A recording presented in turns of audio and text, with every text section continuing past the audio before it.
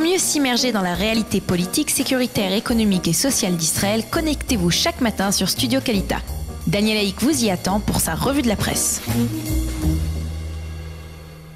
Voilà, c'est l'heure de la revue de la presse israélienne, en tout cas ce matin, une revue de la presse que nous allons consacrer en partie au mauvais temps, la tempête du printemps. C'est le nom que les quotidiens israéliens ont donné ce matin à ce phénomène rare dont nous venons de parler avec Sylvain Elion, qui en a fait les frais, on peut le dire, donc hier. Ce phénomène rare de météorologie qui s'est produit sur le territoire israélien hier. En une heure, l'État d'Israël a enregistré des précipitations sans précédent, surtout pour un mois d'avril. Ce phénomène s'est traduit par de très fortes averses, de la grêle sur une bonne partie du pays pendant de très longues minutes et des vents très forts pouvant atteindre 100 km. Tout cela a provoqué des inondations, non seulement dans les zones habitués à ces torrents qui déferlent soudainement, comme c'est le cas dans le désert de Judée, mais également dans les grandes villes qui disposent de prime abord de systèmes d'égout et d'évacuation performants. On a vu que ce n'était pas obligatoirement le cas. Pour vous donner un exemple, justement, donc dans le quartier de Katamon à Ishana, des rues entières se sont transformées en une heure en véritables canaux comparables à ceux de Venise. De nombreuses habitations ont été inondées, des voitures sérieusement endommagées. Nous l'avons vu avec Sylvain Elion. Ce matin, les journaux nous montrent des images de ces précipitations et de leurs conséquences. Le Israël Hayom nous montre la grêle qui est tombée hier sur la capitale vers 15h30. Une photo du centre et une photo du centre commercial de Rishon LeZion, totalement inondé. Le Yediot Ahronoth lui a choisi de nous montrer une impressionnante photo des torrents de boue qui se sont déversés dans le désert du Judée, et il nous montre un tank de Tsahal prisonnier des eaux. Ces précipitations rarissimes par leur intensité en cette période de l'année ont causé la mort de deux Israéliens qui ont été emportés par le courant dans le sud du pays, ainsi que dans la région du Gush Etzion, près de Jérusalem. Le Yediot Ahronoth nous donne les quantités de pluie qui sont tombées hier, généralement en quelques minutes. Le record a été battu par Rishon LeZion avec 60 mm de pluie, suivi par Jérusalem et Tel Aviv avec 30 mm de pluie chacune, puis 20 mm en Galilée. La déception, eh bien, c'est que le lac de Tibériade n'ait pas été de la fête, puisque seulement 2 mm de pluie sont tombés sur le principal réservoir d'eau naturelle du territoire israélien.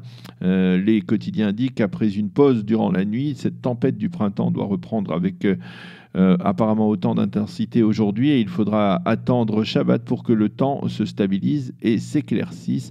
Et il faut également préciser que les températures sont en deçà de leur moyenne saisonnière. Le reste de l'actualité dans la presse et dans les sites d'information. Le Israël Hayom cite le président tchèque Miloš Zeman, qui a annoncé hier que l'ambassade de son pays sera transférée de Tel Aviv à Jérusalem, mais par étapes. Après les États-Unis et le Guatemala, la République tchèque est le troisième pays qui confirme son intention de transférer son ambassade dans la capitale israélienne. Le président Zeman a affirmé hier que les pays qui refusaient de transférer leur ambassade étaient, je cite, des pays peureux.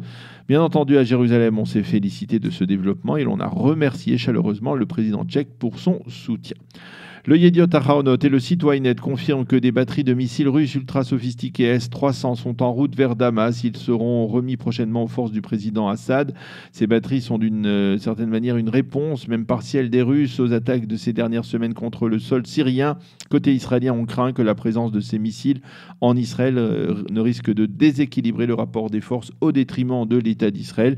Mais comme l'explique Oded Granod, le spécialiste des affaires arabes dans le Israël Hayom ce matin, eh bien, Israël dispose des moyens de neutraliser également ce type de missile.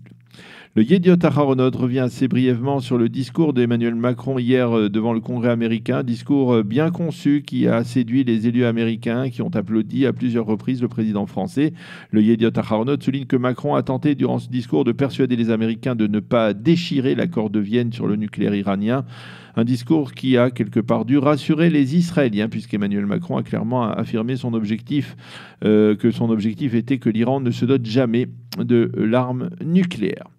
Ce matin, quand l'Israël s'est d'ailleurs fait l'écho d'un tweet important du président français qui a écrit qu'il y avait bel et bien un antisémitisme en France, qu'il fallait le combattre et que la France sans les Juifs, la République française sans les Juifs n'était pas la République. C'est donc un tweet publié par le président français après une rencontre entre le président et des étudiants de l'université de George Washington. Un sondage réalisé par l'Institut Géocartographia pour le Likoud et répercuté ce matin dans le Israël Hayom affirme que le grand parti de droite augmenterait sa représentation à la Knesset si des élections législatives avaient lieu aujourd'hui. Selon ce sondage qui, je le rappelle, a été commandité par le Likoud, ce qui pourrait donner le sentiment qu'il est quelque peu pas tout à fait impartial, eh bien ce dernier, le Likoud, obtiendrait 34 mandats dans la 21e Knesset contre 20 pour le parti Yesh Atid de Lapid, 11 pour la liste arabe unifiée, 9 seulement pour le camp sioniste, 9 également pour le foyer juif de Naftali Bennett, 9 pour le judaïsme orthodoxe de la Torah, 6 pour Kulanu de Moshe Kahlon, 4 pour Israël Beitenu d'Avigdor Lieberman, 4 également pour le parti Chasse et 7 pour le parti Meretz. Et une fois de plus, la surprise dans ces sondages vient de la nouvelle formation socio-économique d'Orly Lévi Abekassis, la députée indépendante qui devrait faire entrer 7 sièges dans la prochaine Knesset, toujours selon ce sondage. Les journaux reviennent sur l'élimination samedi du Dr Fadi El-Bach en Malaisie, à Kuala Lumpur. À la grande déception des familles Goldin et Shaul, le gouvernement israélien n'a pas réussi à persuader le gouvernement égyptien de ne pas autoriser l'entrée à Gaza de la dépouille mortelle de l'ingénieur du Hamas.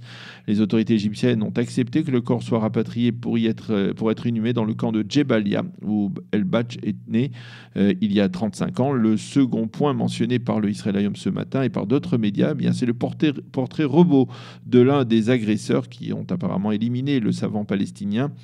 Et même, donc, les journaux nous montrent une photo de lui, pas seulement un portrait robot. Les enquêteurs de la police malaisienne ont admis que l'élimination de El-Bach avait été particulièrement professionnelle. À l'approche de la période de tension dans laquelle nous allons entrer dans les prochains jours, le Israël Hayom nous fait découvrir le nouveau gilet pare-balles des gardes-frontières israéliens. Celui-ci est destiné à protéger les gardes-frontières des balles des assaillants, bien entendu, mais aussi des coups de couteau. Et c'est naturellement que les responsables du Mishmar HaGvul, les gardes-frontières, ont décidé d'appeler ce gilet Hadas à la mémoire d'Asdas Malka, qui a été assassinée justement à coups de couteau alors qu'elle portait ce gilet dans sa version précédente. Donc elle a été assassinée il y a quelques mois par son agresseur palestinien dans la vieille ville de Jérusalem.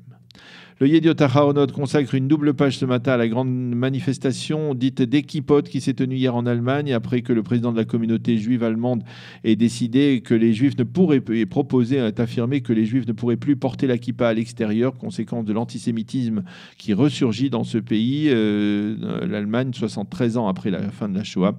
Le journal nous montre une photo de la manifestation qui s'est tenue à Berlin en présence justement de Yair Lapid qui était là presque par hasard.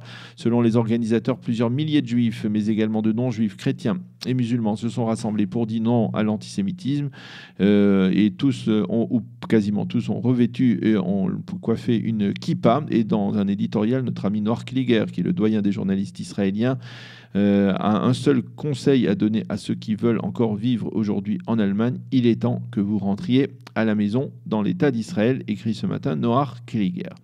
Restons dans l'Yediot Ahronot et ce sera le dernier titre de cette revue de la presse, le Yediot, qui nous annonce que la célèbre chanteuse israélienne Chava Alberstein a été désignée par l'université, on peut dire l'université juive américaine de Brandeis, comme docteur honoris causa pour l'ensemble de sa carrière musicale. Celle que l'on appelait la voix et qui a aujourd'hui 71 ans n'a pas caché son émotion. Voilà, c'est la fin de cette revue de la presse et des médias israéliens. Nous allons marquer une pause et on se retrouve ici dans ce studio avec Ariel Kandel, directeur général de Kalita, pour parler des retombées ou en tout cas de cette polémique autour du projet d'Aliyah de la communauté juive de Metz, que la communauté juive de Metz nous présente et nous propose. Nous en avons parlé avant-hier avec Dov Maimon, hier avec le président de la communauté juive de Metz, Philippe Wolf, et aujourd'hui donc nous en parlerons avec Ariel Kandel. Pour mieux s'immerger dans la réalité politique, sécuritaire, économique et sociale d'Israël, connectez-vous chaque matin sur Studio Kalita. Daniel Haïk vous y attend pour sa revue de la presse.